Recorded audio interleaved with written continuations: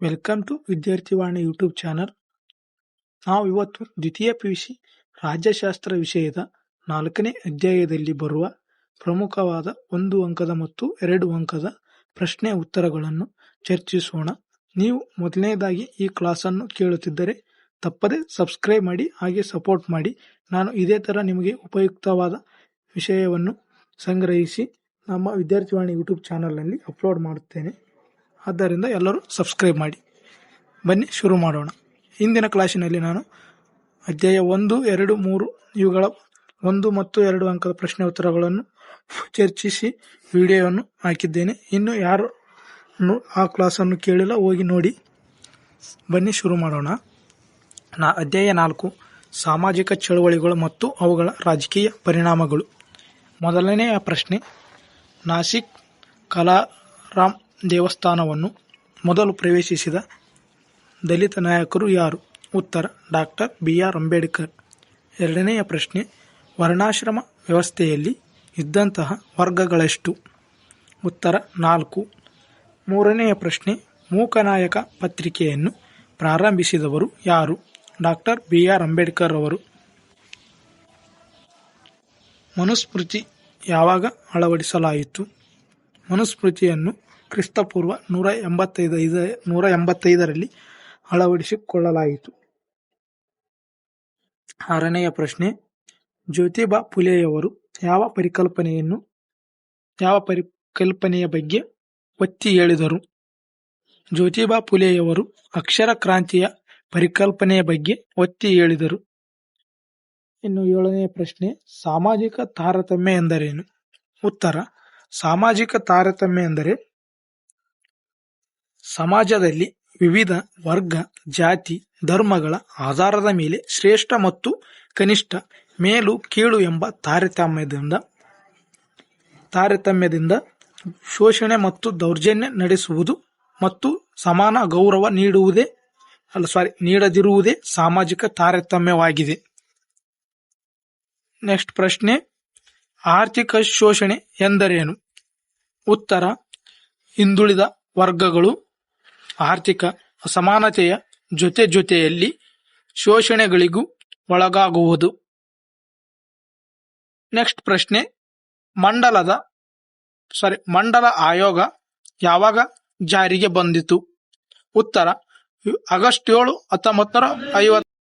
Next ಪ್ರಶ್ನೆ, ಮಂಡಲ ಆಯೋಗ ಯಾವಾಗ ಜಾರಿಗೆ ಬಂದಿತು? ಆಗಸ್ಟ್ 7, 1990ರಲ್ಲಿ ಜಾರಿಗೆ ಬಂದಿತು. ನೆಕ್ಸ್ಟ್ ಪ್ರಶ್ನೆ, ಸತಿ ಪದ್ಧತಿಯನ್ನು ಹೋಗಲಾಡಿಸಲು ಹೋರಾಡಿದ ನಾಯಕರು ಯಾರು? ಉತ್ತರ ಶ್ರೀ ರಾಜಾರಾಮ್ ಮೋಹನ್ ರಾಯ್ ಮತ್ತು ಜ್ಯೋತಿಬಾ ಫುಲೆಯವರು. ನೆಕ್ಸ್ಟ್ ಪ್ರಶ್ನೆ, ವಿಧವಾ ಪುನರ್ವಿವಾಹ ಕಾಯ್ದೆ ಯಾವಾಗ ಜಾರಿಗೆ ಬಂದಿತು? ಉತ್ತರ 1856ರಲ್ಲಿ. ನೆಕ್ಸ್ಟ್ ಪ್ರಶ್ನೆ, ರಾಷ್ಟ್ರೀಯ ಮಹಿಳಾ ಆಯೋಗ ಯಾವಾಗ ಜಾರಿಗೆ ಬಂದಿತು? ಉತ್ತರ 1992ರಲ್ಲಿ ಜಾರಿಗೆ ಬಂದಿತು. ಇನ್ನು ನೆಕ್ಸ್ಟ್ ಪ್ರಶ್ನೆ, ಶೋಷಿತ ಮಹಿಳೆಯರಿಗೆ ಶಿಕ್ಷಣ ಪ್ರಾರಂಭಿಸಿದ ಪ್ರಥಮ ಶಿಕ್ಷಕಿ ಯಾರು? ಉತ್ತರ ಸಾವಿತ್ರಿಬಾಯಿ ಫುಲೆ. ನೆಕ್ಸ್ಟ್ ಪ್ರಶ್ನೆ, ಕೌಟುಂಬಿಕ ದೌರ್ಜನ್ಯ ತಡೆ ಕಾಯ್ದೆ ಯಾವಾಗ ಜಾರಿಗೆ ಬಂದಿತು? ಉತ್ತರ 2005ರಲ್ಲಿ. ನೆಕ್ಸ್ಟ್ ಪ್ರಶ್ನೆ, ಯಾವ ದಿನವನ್ನು ಕಾರ್ಮಿಕರ ದಿನವನ್ನಾಗಿ ಆಚರಿಸಲಾಯಿತು? ಮೇ 1. ನೆಕ್ಸ್ಟ್ ಪ್ರಶ್ನೆ, ರೈತರ ಮೂಲ ಕಸುಬು ಯಾವುದು? ಉತ್ತರ ಕೃಷಿ. ನೆಕ್ಸ್ಟ್ ಪ್ರಶ್ನೆ, BKU ವಿಸ್ತರಿಸಿ ಭಾರತೀಯ ಕಿಸಾನ್ ಒಕ್ಕೂಟ, ರಾಷ್ಟ್ರೀಯ ಮಾನವ ಹಕ್ಕುಗಳ ಆಯೋಗ ಯಾವಾಗ ಸ್ಥಾಪನೆಯಾಯಿತು?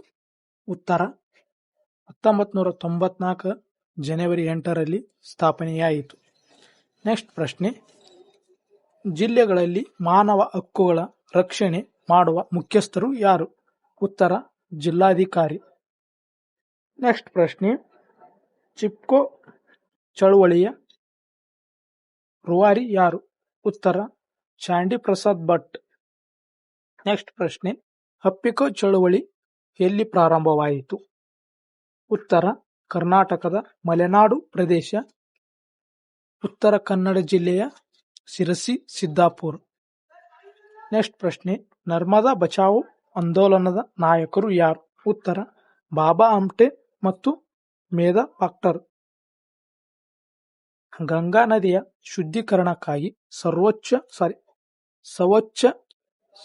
ನ್ಯಾಯಾಲಯದಲ್ಲಿ ಮೊಕದ್ದಮೆ ಹೂಡಿದವರು ಯಾರು?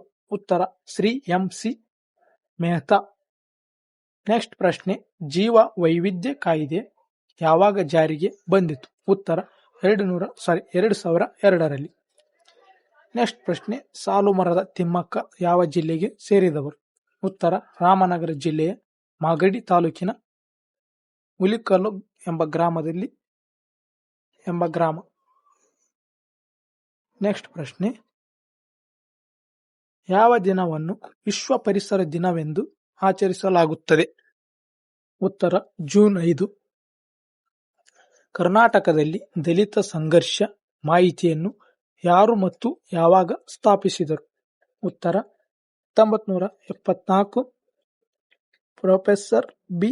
ಕೃಷ್ಣಪ್ಪ. ನೆಕ್ಸ್ಟ್ ಪ್ರಶ್ನೆ, ದಲಿತರೆಂದರೆ ಯಾರು?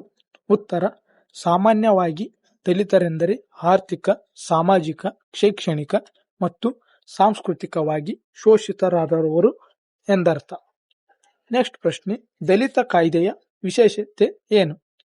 ಉತ್ತರ ದಲಿತರ ಮೇಲಿನ ಅತ್ಯಾಚಾರ ಹಾಗೂ ಶೋಷಣೆಯ ವಿಚಾರಣೆ ನಡೆಸಿ ಅಪರಾಧಿಗಳಿಗೆ ಶಿಕ್ಷೆಯನ್ನು ವಿಧಿಸುವುದು, ಅಸ್ಪೃಶ್ಯತೆ ಆಚರಣೆ ನಿಷೇಧಿಸುವುದು, ಸಾರ್ವಜನಿಕ ಸ್ಥಳಗಳ ಪ್ರವೇಶಕ್ಕೆ ಅವಕಾಶ ಕಲ್ಪಿಸುವುದು, ವಿಶೇಷ ನ್ಯಾಯಾಲಯಗಳನ್ನು ರಚಿಸುವುದು. ನೆಕ್ಸ್ಟ್ ಪ್ರಶ್ನೆ, ಡಾಕ್ಟರ್ ಬಿ.ಆರ್. ಅಂಬೇಡ್ಕರ್ ಅವರ 3 ವಾಣಿಗಳು ಯಾವುವು? ಉತ್ತರ ಮೊದಲನೇದು ಶಿಕ್ಷಣ, ಎರಡನೇದು ಸಂಘಟನೆ, ಮೂರನೇದು ಹೋರಾಟ. ಮುಂದಿನ ಪ್ರಶ್ನೆ, ಪ್ರಾಚೀನ ಕಾಲದ 4 ಸಾಮಾಜಿಕ ವರ್ಗಗಳಾವುವು? ಉತ್ತರ ಬ್ರಾಹ್ಮಣ, ಕ್ಷತ್ರಿಯ, ವೈಶ್ಯ, ಶೂದ್ರ. ನೆಕ್ಸ್ಟ್ ಪ್ರಶ್ನೆ, ಹಿಂದುಳಿದ ವರ್ಗದವರ ಏಳಿಗೆಗಾಗಿ ಹೋರಾಡಿದ ನಾಯಕರು ಯಾರು? ಉತ್ತರ ಜ್ಯೋತಿಬಾ ಫುಲೆ, ಶ್ರೀ ನಾರಾಯಣ ಗುರು, ಶ್ರೀ ಪೆರಿಯಾರ್ ರಾಮಸ್ವಾಮಿ ನಾಯ್ಕರ್. ನೆಕ್ಸ್ಟ್, ಗ್ವಾಲಿಯರ್ನ ಮಹಾರಾಜ ಶಿವಾಜಿರಾವ್ ಗಾಯಕ್ವಾಡ್.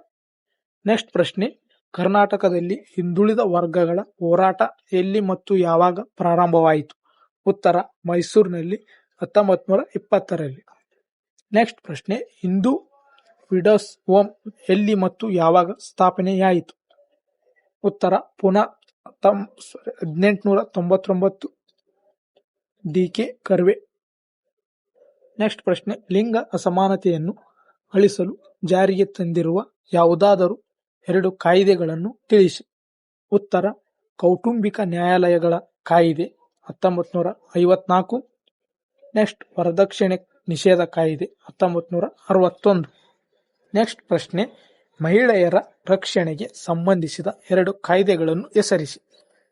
ಒಂದನೇದು ವರದಕ್ಷಿಣೆ ನಿಷೇಧ ಕಾಯ್ದೆ 1961, ಎರಡನೇದು ಗೃಹ ಹಿಂಸೆ ವಿರುದ್ಧ ಕಾಯ್ದೆ 2005.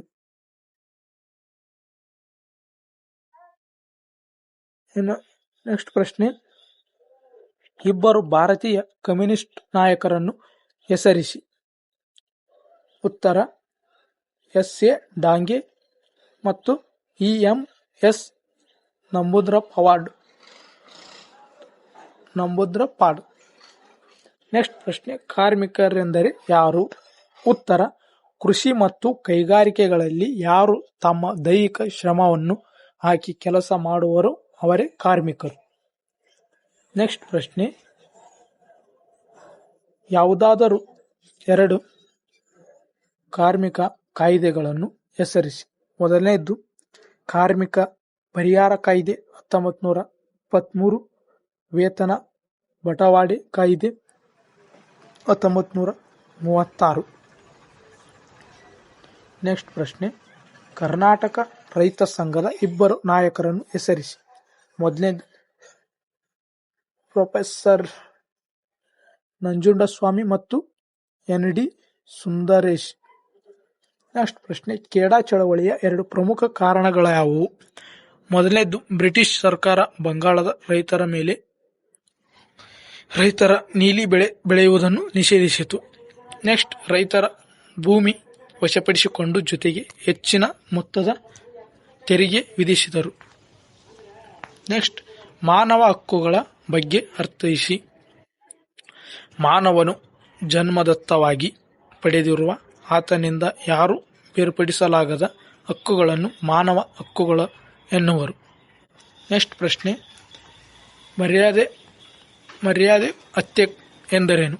ಉತ್ತರ, ಆಧುನಿಕತೆಯ ಪರಿಣಾಮವಾಗಿ ಯುವ ಜನತೆ ಅಂತರ್ಜಾತೀಯ ವಿವಾಹ ಮತ್ತು ಅಂತರ್ಧರ್ಮೀಯ ವಿವಾಹಗಳಿಗೆ ಯಾರು ಹೋಗುತ್ತಿದ್ದಾರೆ.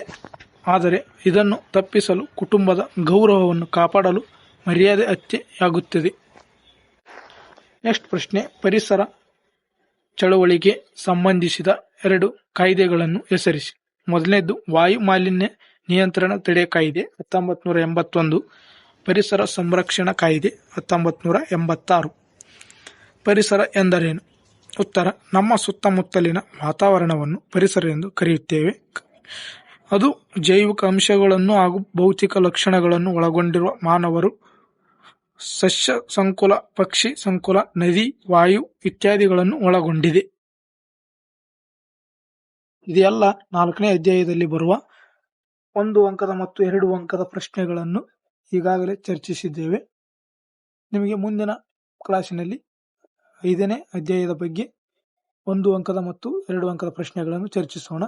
ಮತ್ತು ಈ ವಿಡಿಯೋ ನಿಮಗೆ ಇಷ್ಟವಾದರೆ ತಪ್ಪದೆ ಲೈಕ್ ಮಾಡಿ, ಹಾಗೆ ಕಮೆಂಟ್ ಮಾಡಿ. ಮುಂದೆ ನಿಮಗೆ ಯಾವ ವಿಷಯದ ಬಗ್ಗೆ ಮಾಹಿತಿ ಬೇಕು ಎಂಬುದನ್ನು ಮತ್ತು ನೋಟ್ಸ್ ಬೇಕೆಂಬುದನ್ನು ಕಮೆಂಟ್ ಮೂಲಕ ತಿಳಿಸಿ.